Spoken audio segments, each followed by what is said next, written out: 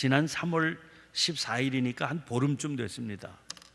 한 출판사에서 명자 누나 이런 제목의 작은 책이 출판됐습니다. 이 책은 아세아 연합신학대학교에서 구약을 가르치고 있는 이한영 교수가 써낸 책인데, 제목이 명자 누나, 그 제목에 등장하는 명자 누나는 이 교수의 셋째 누님 이명자 집사님인데 27년 동안 암으로 투병하다가 세상을 떠나신 분입니다. 아주 험악한 투병 생활이었어요. 1년에 6개월 이상을 병원이나 집에서 병상 생활로 보내야 됐고, 크고 작은 수술 받은 것만 60여 차례에 달한다고 그럽니다. 약물로도 통제가 안 되는 심한 통증이 지속되어서 피부가 썩어 들어가기도 했습니다. 복벽을 뚫고 대소변을 체외로 배설하기 위해서 수술한 장루, 또 요관 조루에서 늘 피가 흘렀고 염증이 떠나지 않았습니다. 하반신 부분적 마비가 되어서 휠체어 타고 다닐 수는 있었지만 감각이 없어서 반복되는 요도염, 방광염을 초기에 잡아내지를 못하니까 혈액을 통해서 온몸에 균이 퍼지는 폐혈증에 걸려서 정신을 잃고 죽음의 문턱을 드나든 적이 한두 번이 아니었다는 겁니다. 때로는 해열제, 항생제 가지고도 고열이 처리가 되지 않아서 차디찬 병원 얼음 탱크에 그 몸을 담궈야 되기도 했습니다. 재활병원에 3개월 동안 입원해 있던 어느 날 밤인데, 이 명자 누나가 옆에서 간병을 하던 이 교수에게 이렇게 속삭였습니다. 한영아, 너는 화장실에 가서 대소변 볼 수 있는 거, 잠자리에서 몸을 마음대로 돌릴 수 있는 거, 창문을 열고 하늘의 별을 볼 수 있는 거에 대해 감사해야 돼. 보통 사람들에게는 너무나 당연하게 누릴 수 있는 것들이 누나에게는 절대 누릴 수 없는 특권이었던 것이지요. 이 책에 실린 글을 두 군데 직접 옮겨봅니다. 언젠가 누나는 나에게 이렇게 말했다. 한영아, 나는 내려가려야 더 내려갈 데가 없는 것 같아. 솔직히 나는 내가 예쁘고 똑똑하고 잘난 줄 알았는데 이게 뭐니? 대변 주머니, 소변 주머니 차고 있으니 이제 나는 마음을 다 비웠어. 명자 누나는 그 비운 마음에 그리스도의 고난을 새겼고 이웃의 고난을 향한 공감으로 가득 채웠다. 그 공감은 누나가 죽은 이후에도 누나가 기증한 장기들을 통해 누군가의 눈을 밝히고 있으며 누군가의 폐와 간이 되어 숨쉬고 있다. 누나는 그 비운 마음에 새긴 그리스도의 고난으로 나같이 못난 동생을 주님의 종으로 양육했다. 그리고 이 책의 동기가 되어 주었다. 나 역시 그러한 누나의 고난을 마음에 새기고 있다. 또 한 군데 이런 부분이 있습니다. 2009년 말 나는 광야에서의 실패와 소망이라는 제목으로 민수기 본문 강해를 출판하게 되었다. 첫 페이지에 짧은 헌사를 실었다. 광야에서의 실패와 소망을 지난 26년 동안 병상에 누워 계신 저의 셋째 누님 이명자 집사에게 헌정합니다. 광야에서 질병과 싸우시는 누님이 약속의 땅에 이르기까지 믿음으로 꼭 승리하시기를 바라며, 출판된 책은 2010년부터 판매되기 시작했다. 그해 8월 말 한 권을 잘 포장해 미국에 있는 명자 누나에게 보냈다. 전화가 왔다. 한영아, 나 책 다 읽었어. 정말 좋더라. 내가 자랑스러워. 좀 이해하기 힘든 것도 있었지만 나 이제 죽어도 될 것 같아. 네가 이렇게 잘 사역하고 있으니까. 그리고 일주일 후 9월 6일 새벽 4시 30분에 나의 부모님과 명자 누나의 딸이 지켜보는 가운데 명자 누나는 그렇게도 험악한 세월을 뒤로 하고 이 세상을 조용히 떠났다. 나는 명자 누나의 마지막 퍼즐 조각이었던 것이다. 이 책에서 저자는 우리가 피할 수 없는 고난의 문제를 아주 실제적으로 그리고 정면으로 바라보며 다루고 있습니다. 그는 설명합니다. 해 아래 모든 것은 고난을 피해갈 수 없게 마련이라는 겁니다. 그것이 성경이 고난의 문제를 다루고 있는 이유라는 것이죠. 자기가 연구해 보니까 성경은 고난 그 자체를 사모하지도 않고 미워하지도 않습니다. 고난은 분명히 아프고 고통스러운 것입니다. 그런데 성경은 피할 수 없는 고난 앞에서 우리의 태도 그리고 반응이 어떠해야 하냐, 이게 가장 중요하다고 분명히 가르쳐 준다는 겁니다. 저자는 자기가 고난받는 주님의 모습에서 우리와 함께 고난을 받으시고 우리의 고난을 공감하시는 하나님의 사랑을 느낄 수 있었다, 그렇게 고백하고 있습니다. 성경을 보니까 하나님은 천사들을 보내서 우리의 문제를 단순히 확 해결해 주시는 그런 분이 아니시더라는 거죠. 이유는 아직도 알 수 없지만 하나님은 낮고 낮은 우리의 고통스러운 삶의 자리로 오셔서 우리보다도 더 낮은 종의 모습으로 우리의 고난을 공유하시는 분, 공감하시는 분이더라는 겁니다. 그래서 성도는 고난을 통해서 그리스도의 고난에 동참하게 됩니다.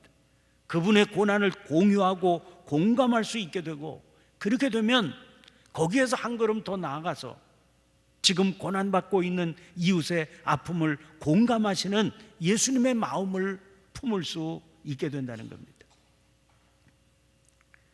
오늘은 순환주간 마지막 날입니다. 사순절의 마지막 날이기도 합니다.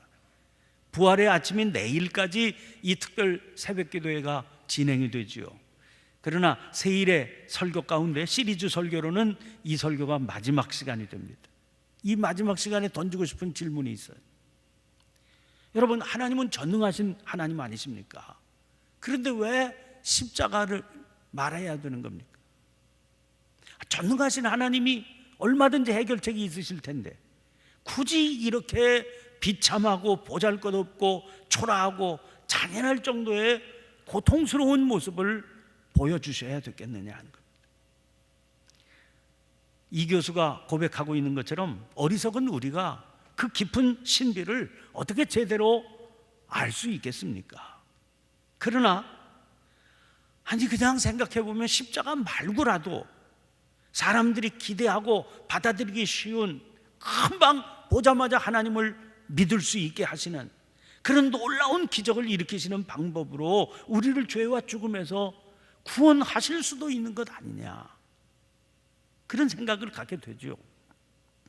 그러나 또 깊이 생각하며 기도해 보면 반드시 십자가여야만 하는 그런 이유가 있음을 찾을 수 있는 겁니다. 제일 먼저 십자가의 예수님은 하나님께서 언제 어디서나 우리와 함께 계신다는 사실을 알려주기 때문입니다. 인생길 걷다 보면 누가 내 마음 알아줄 수 있을까? 누가 내 형편 제대로 이해할 수 있을까? 그런 때 없으셨나요? 아무리 가까운 친구라도, 아무리 피를 나는 가족이라도 다 털어놓아도 답답하기만 한 그런 경우 없으셨습니까? 그런 때는 심지어 하나님까지도 나를 외면하고 계신 것 같은 그런 마음이 들 때가 있지 않으십니까? 그런 때면 던지게 되는 질문이 있죠. 수없이 많은 사람들이 던지던 질문입니다. 과연 하나님 살아계시나? 하나님이 살아계시다면 어떻게 이런 상황까지 나를 내몰고 계시나? 그런 마음이 들게 되죠. 이런 상황에 십자가에 달리신 주님께서 나에게 말씀하시는 겁니다. 지금 내가 너와 함께 있다. 나를 봐라. 하나님의 아들인 내가 너희처럼, 너조차 경험해 볼 수 없는 더 고통스러운 십자가에 지금 매달려 있지 않느냐. 네 아픔이 내 아픔인 것을 안다면, 그렇게 힘든 상황이지만 하나님 어디 계시냐 항의하고 싶은 그런 마음이지만 하나님께서 지금 너와 함께 계시다 하는 사실을 깨닫게 될 거다. 십자가가 아니면 우리가 어떻게 그 주님의 음성을 들을 수 있겠습니까? 또 하나, 십자가의 주님은 우리 한 사람 한 사람이 당신 목숨보다 더 중요한 존재다 하는 사실을 가르쳐 주십니다. 요한복음 15장 13절에 사람의 친구를 위하여 자기 목숨을 버리면 이보다 더 큰 사랑이 없나니 그러셨고, 또 10장 11절에 나는 선한 목자라, 선한 목자는 양들을 위하여 목숨을 버리거니와, 그렇게 말씀하십니다. 그분에게 우리가 얼마나 중요한 존재인지를 어떻게 확인할 수 있겠습니까? 친히 매달리신 십자가, 그 십자가가 나 때문에 매달린 십자가다 하는 사실을 생각하면 이것보다 더 확실한 증거가 어디 있겠습니까? 주님은 정말 선한 목자시로구나.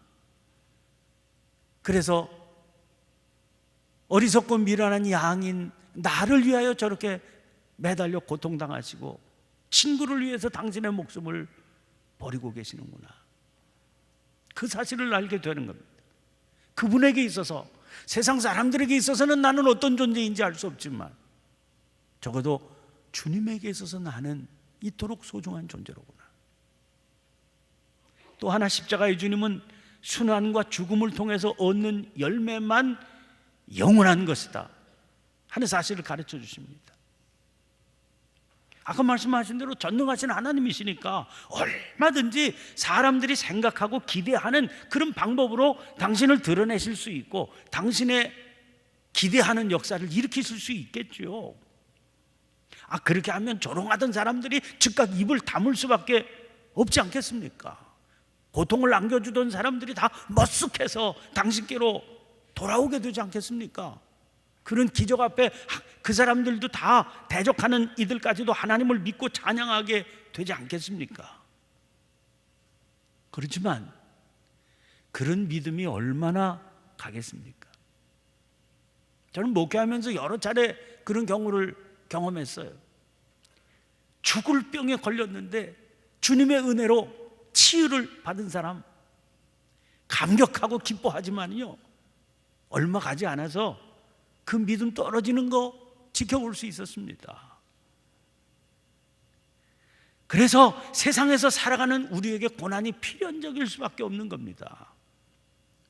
고난을 통해서 고통의 순간이 찾아오게 되면 고통과 하나님의 은혜는 같이 할 수 없는데, 이런 생각으로 그 고통을 견딜 수 없게 될 겁니다.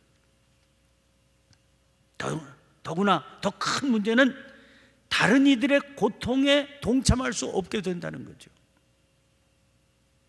하나님께서 고통 없이 우리에게 당신의 역사를 베풀어 주셔서 우리가 그와 동행하는 삶을 살면 고난 가운데 있는 사람을 볼 때 어떻게 그 고난을 주님의 은총의 빛에서 볼 수가 있겠습니까? 그렇지만 고통당하시는 예수님을 통해서 회개하고 믿음을 가진 사람들은 경우가 달라집니다. 자기가 고통스러울 때뿐만 아니라 다른 이의 고통을 통해서도 예수님의 죽음을 만나게 되기 때문이죠. 그래서 예수님을 사랑하는 마음으로 자기의 고통을 견디고 이겨낼 뿐만 아니라 고통당하는 다른 사람들의 그 고난에도 깊은 내면에서 동참할 수가 있게 되는 겁니다. 자, 그런데 중요한 것은 오늘 20장 1절까지 말씀을 읽지 않았습니까? 성경은 고난의 십자가로 모든 일이 끝이 아니다, 그렇게 선포하고 있습니다. 왜냐하면 순환의 정점이 부활이기 때문입니다.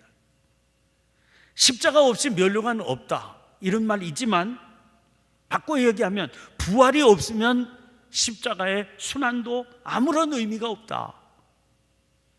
우리는 그 사실도 알아야 됩니다. 그런데 부활의 첫 증언을 보도하는 오늘 본문 20장 1절의 핵심은 무덤에서 돌이 옮겨져 있었다. 이미 무덤에 가보니까 이미 돌이 옮겨져 있었다는 겁니다. 이것이 바로 부활의 의미가 무엇인지에 대한 증언입니다. 부활이란 돌이 이미 무덤에서 옮겨져 있는 겁니다. 오스카 와일드의 동화 가운데, 그림 동화지요, 거인의 정원이라고 하는 그런 재미있는 동화가 있습니다. 옛날 어느 마을에 아주 아름다운 정원이 있었습니다. 마을 아이들이 그 정원에서 온종일 즐겁게 지내곤 했습니다. 그런데 이 정원의 주인이 거인이었습니다. 근데 아이들이 이렇게 이 정원에서 즐겁게 마음껏 놀 수 있었던 것은 이 거인이 오랫동안 집을 비웠기 때문이거든요. 근데 거인이 돌아왔습니다. 돌아온 거인은 자기 정원에서 허락도 없이 시끄럽게 뛰어노는 아이들에게 화가 났습니다. 모두 다 나가라고 소리쳤죠. 그리고 문을 굳게 잠갔습니다. 담도 아무도 들어오지 못하게 더 높이 쌓았습니다. 그리고 거인이 그 아름다운 정원을 혼자 차지하고 즐겼습니다. 얼마 뒤에 이 거인의 정원에 쓸쓸한 가을이 찾아오고, 그러더니 갑자기 차디찬 눈과 서리가 내렸습니다. 눈과 서리는 친구 북풍을 불러왔습니다. 북풍은 거인의 정원을 마음껏 휩쓸고 다녔습니다. 그리고 시간이 갔죠. 근데 세상의 모든, 이 담장 밖의 모든 세상에 봄이 찾아왔는데 거인의 정원은 여전히 꽁꽁 얼어붙어 있는 겁니다. 그런 채로 한 해가 가고 또 두 해가 가도 정원은 언제나 북풍이 몰아치는 겨울이더라는 겁니다. 그 정원 속에서 거인은 외롭고 슬펐습니다. 이 아름다웠던 정원에서 새들이 지저귀고 향기로운 꽃이 피었을 때가 있었는데 그때를 그리워하며 눈물을 흘리며 지냈습니다. 그런데 어느 날 갑자기 향긋하고 은은한 냄새가 풍겨오는 겁니다. 창문을 열고 살펴보니까 겨울만 있었던 자기 정원에 부드러운 햇살이 비치고 따뜻한 공기가 가득 차 있더라는 겁니다. 이게 웬일이지? 그리고 가만히 살펴보니까 그 담장 아래 구멍이 나 있는데 그 개구멍으로 아이들이 살금살금 정원에 들어와 있어요. 그때서야 거인은 자기의 잘못을 깨달았습니다. 아이들이 사라져서 봄도 사라진 거로구나. 그 사실을 깨닫고요, 아이들에게 너희들 정원에서 마음껏 놀아라. 그리고 자기도 그 속에 들어가서 신나게 놀아주었습니다. 아이들이 날마다 찾아와 즐겁게 뛰놀고 거인에게는 행복한 웃음소리를 선물했습니다. 그렇게 오랜 세월이 흘렀습니다. 거인은 노인이 되었고, 그 노인이 된 거인에게 작은 아이가 나타나서 이제 당신을 하늘나라 정원으로 안내한다 그러면서 거인의 손을 잡고 하늘나라로 훨훨 날아갔다는 거죠. 아이들이 읽는 동화책이지만 굉장히 깊은 메시지를 담고 있는 그런 동화 아닙니까? 거인이 막아놓은 담 안으로 아이들이 들어와서 겨울만 있는 죽음의 정원에 생명의 봄이 피어나게 했어요. 여러분, 오늘 본문 1절 말씀 보세요. 안식 후 첫날 일찍이 아직 어두울 때에 막달라 마리아가 무덤에 와서 돌이 무덤에서 옮겨진 것을 보고. 언제라고요? 안식 후 첫날 일찍이 아직 어두울 때.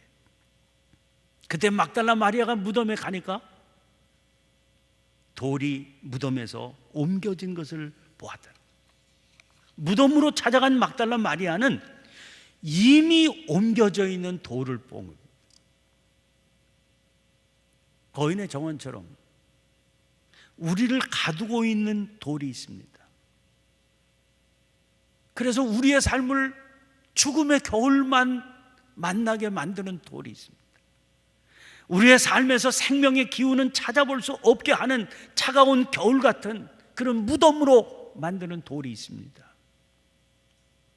이거는요, 그 돌이 옮겨질 때에만 우리에게 새 삶이 시작된다는 사실을 가르쳐 줍니다. 그런데 그 돌을 우리는 옮길 수가 없습니다. 아무리 거인이라 한들 자기 정원에 깃들어 있는 겨울을 어떻게 내쫓을 수 있겠습니까? 이 돌 우리는 옮길 수가 없습니다. 그런데 무덤으로 가보니까 그 돌이 이미 옮겨져 있더라는 겁니다. 하나님께서 친히 이 일을 하시는 겁니다. 안식 후 첫날 일찍이 아직 어두울 때에 막달라 마리아가 무덤에 와서 아직 어두울 때 무덤에 온 겁니다. 여러분, 무덤으로 찾아오는 마리아가 이 상황에서 어떤 기대나 희망의 끈을 가질 수 있었겠습니까? 그러나 마리아는 오직 주님을 사랑하는 마음으로 어둠을 뚫고 그리로 갔을 뿐입니다. 그랬더니 이미 돌이 옮겨져 있는 무덤을 만나게 되는 거죠. 오늘 사순절의 마지막 날 토요일 새벽입니다. 부활의 새벽은 내일이나 돼야 만나게 됩니다. 오늘 이 토요일 새벽은 캄캄한 무덤 속의 시간입니다. 이 무덤 속의 시간, 우리는 어두운 공기를 뚫고 이 주님의 제단에 모인 겁니다. 이것은 여전히 낙심과 좌절과 절망으로 가득한 삶의 현장과 같습니다. 우리들의 삶의 현장이 꽉 막힌 무덤처럼 보입니다. 그러나 완벽한 절망의 나락인 십자가를 하늘 보좌에 오르시는 대관식으로 만드시는 하나님 아니십니까? 그 하나님께서 믿음으로 당신 앞에 나오는 우리들을 외면하지 않으실 줄 믿습니다. 절망적인 무덤과 같은 우리 삶의 현장에서 옮겨진 돌을 만나게 하실 겁니다. 그래서 새 생명의 감격과 부활의 기쁨을 얻게 해주실 겁니다. 그 믿음 때문에 우리가 이 새벽 주님을 찾아 나온 것 아닙니까? 이번 세일의 새벽 기도의 주제는 주의 발자취를 따라서, 주님의 발자취를 믿음으로 따라가는 우리 모두에게 이 부활의 생명의 기쁨이 충만하시기를 주님의 이름으로 축원합니다. 주님, 부활의 새 생명으로 우리의 삶을 인도해 주실 줄 믿습니다. 상황은 무덤처럼 보이지만 이미 돌은 옮겨진 것을 믿게 해 주옵소서. 그 믿음으로 남은 생에 주님만 바라보고 주의 발자취 따라 살게 하소서. 우리의 삶도 하늘 대관식으로 연결되게 해 주옵소서. 오늘 주신 말씀 기억하고 새 일에 동안 허락해 주신 주님의 은혜를 감사하며 또 상기하면서 주여 한번 부르짖고 간절히 기도하시고 성령께서 기도하게 해주시는 제목을 따라 자유롭게 기도하시다가 자유롭게 돌아가시길 바랍니다. 오늘 새벽에는 특별히 안수 기도하는 시간이 있는데 취업 준비생들 또 일반 성도들을 위한 기도의 시간 갖겠습니다. 기도를 원하시는 분들은 우리 함께 합심해서 기도할 때 앞으로 나오시기를 바랍니다. 함께 기도하십시다. 주여!